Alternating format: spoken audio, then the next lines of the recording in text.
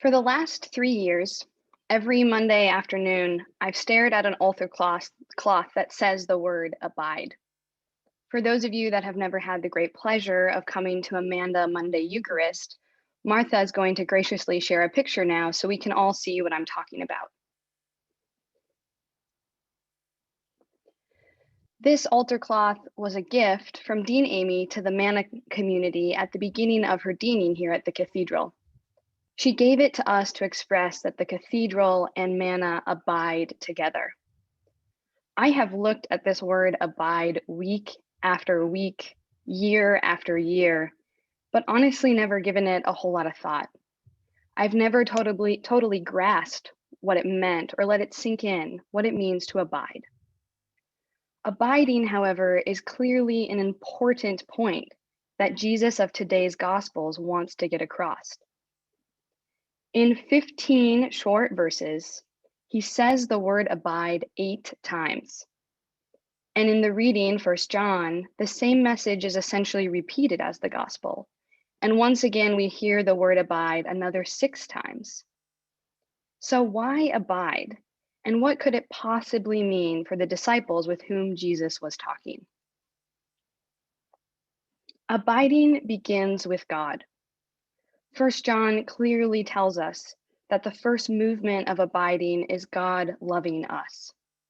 Verse 10 says, it's not that we have loved God, but that God has loved us first. It is God's act first, and we are then invited to respond to this incredible, ineffable, totally amazing love that God has for us, just for being us. Not because of what we have done or haven't done, but because God is God, and our God is one of relationship. God is yearning deeply to be in relationship with all of God's creation.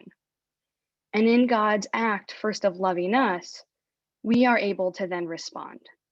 It is because Jesus abides first in us that we are invited to abide in Jesus.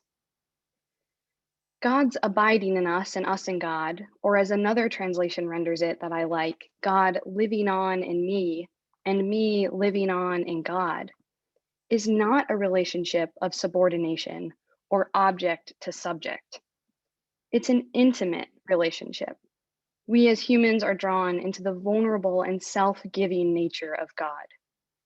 We are drawn to kinship with God.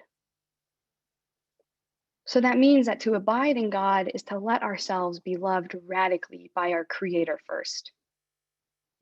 However, this abiding cannot stop with this isolated act between God and us. It moves us necessarily to love. And as 1 John says, this love must extend to our neighbors. The epistle says, "Beloved, since God loved us so much, we also ought to love one another. If we love one another, God lives in us, and his love is perfected in us." God's abiding in us inspires us to choose to live in love and to reach out in love. And the Jesus of today's gospel tells us exactly what that love is going to look like. John 15, 1 through 8, what we read today, is part of what's called the farewell discourse, a larger part of the Gospel of John. Nearing the end of his life, knowing that soon he'll no longer be with them in the flesh, Jesus is talking to his inner circle of friends and telling them what following him will look like after he's gone. Jesus knows of his imminent departure from the earth, but his disciples still do not. And so he tells them exactly what following him after his death is going to be. It's going to be being committed to a way of life that's categorized by a radical commitment to love. To live with Jesus is to know love and to recognize love in the world.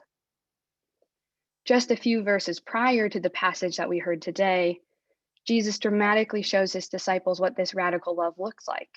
A passage I'm sure is familiar to a lot of us. Jesus washes his disciples' feet.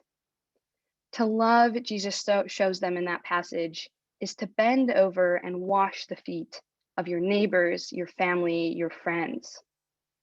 That is to say that this abiding is not passive or static, but in action in communion with others. Jesus says, "How do you abide when I'm not here? I'll show you. I'll wash your feet. I'll tell you. I'll talk to you about love." But we also cannot forget that as much as today's reading talk about love and abiding in God's love, they also talk about pruning, which is the hard work of love. The gospel says, God removes every branch in me that bears no fruit. God's abiding in me means that those things that do not bring me closer to God's overwhelming love will need to be changed. The gospel goes on to say that every branch that bears fruit, God prunes to make it bear more fruit.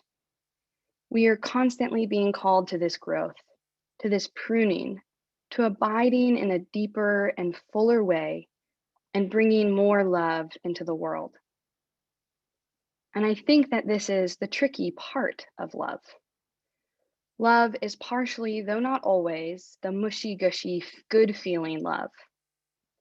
Love is also, especially in the way Jesus talks about it, the love that is difficult, that's confronting, that's showing up when things are hard and speaking truth to power and washing the foot of the person you would rather not touch with a 10-foot pole.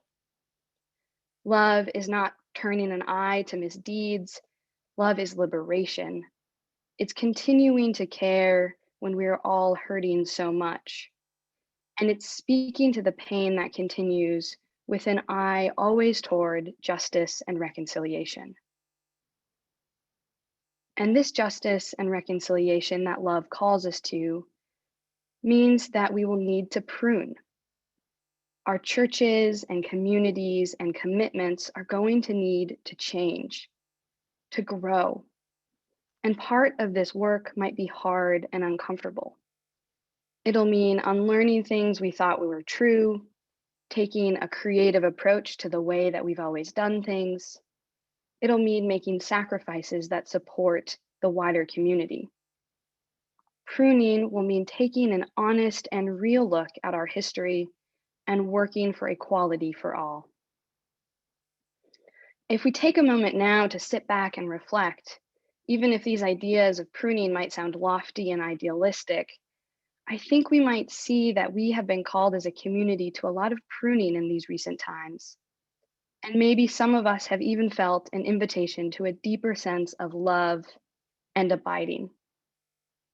Take, for example, all of us right now on this Zoom screen, still over a year later, meeting via Zoom. For myself, maybe for many of us, I was skeptical that after a year, worshiping via Zoom would still feel spiritually fulfilling. But as the pandemic continued on and other congregations decided to move back in person at different points, this space has become sacred for me. And the leadership of our cathedral has said that meeting by Zoom was our highest value and expression of love. Making this choice to love and stay home has meant that our MANNA community, for example, has been able to continue to meet every Sunday, Monday, and Tuesday and fill our cathedral. For those of us on this Zoom screen, perhaps that's felt like a sacrifice, but that choice of love has meant that space, comfort, and respite has been offered to many in our community. Pruning during this difficult time, in this country specifically, has meant taking a real and honest look at our racist history and white supremacist culture. The cathedral, for example, has had to reckon with its history and has repented of doing harm. For many of us, perhaps, we've also had to do this reckoning, had to commit to learning, unlearning, and making changes to ourselves while working tirelessly for changes in our institutions and society. This pruning has meant that the racist vine is being cut off and our anti-racist commitment and work can grow and flourish. Pruning during this season has also meant getting our Ash Wednesday ashes via a manila envelope in the mail and watching the Easter Vigil on YouTube. It has pushed us to think creatively about the way we do ministry and be church. and forced us to examine the times when we fall back on the reason for doing things because that's the way it's always been. Yet this creativity has also meant that we can reach new, different, and thriving communities. It means that today my parents, even from what seems like far away Minnesota, can participate in this liturgy, where I happen to be preaching at this cathedral that I now consider my spiritual home. That is love. Pruning must mean examining our disregard for Mother Earth, must mean cutting out from our lives those practices that degrade rather than sustain our common home, and making true and lasting commitments for change for ourselves and future generations. To deny our history and deny our need for pruning is to deny God's love working within us.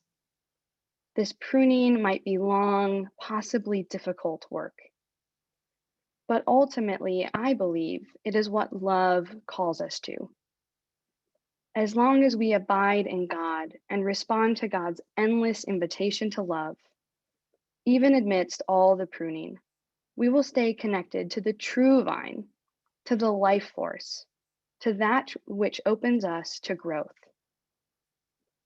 When we abide in God and God abides in us, God also abides in our relationships, in our community, and God transforms.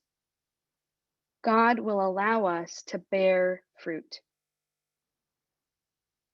May it be so. May we make it so. Amen.